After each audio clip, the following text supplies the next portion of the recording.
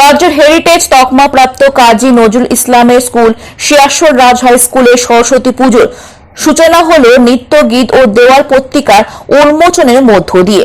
পত্রিকার উন্মোচন করেন বিশিষ্ট সমাজসেবী তথা রানীগঞ্জ বইমেলা কমিটির সম্পাদক বিশ্বনাথ বন্দ্যোপাধ্যায়।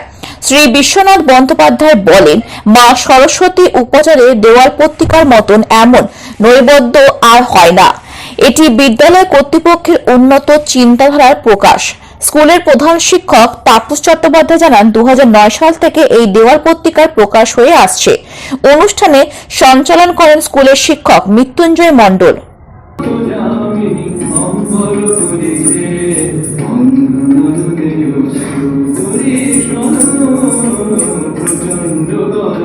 ভারতের স্বাধীনতা সংগ্রামের যে ভিত্তি সেটা কিন্তু রানীগঞ্জের মধ্যে শিয়াশ্বর রাজ স্কুলই তৈরি হয়েছিল।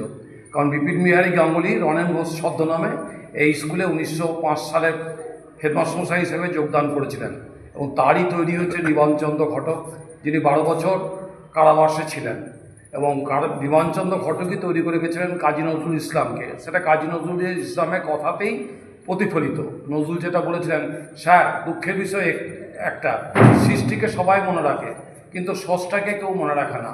আপনি হচ্ছেন আমার স্রষ্টা, আমি হচ্ছি আপনার সৃষ্টি। আমি কিন্তু আপনাকে চিরজীবন মনে রেখেছি।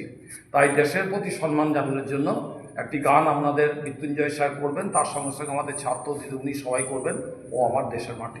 সন অফ বেঙ্গল বাংলার খবর আপনাদের সাথে, আপনাদের পাশে আমরা সর্বদাই রয়েছি। সঙ্গে থাকুন, দেখতে থাকুন সন অফ বেঙ্গল বাংলার খবর।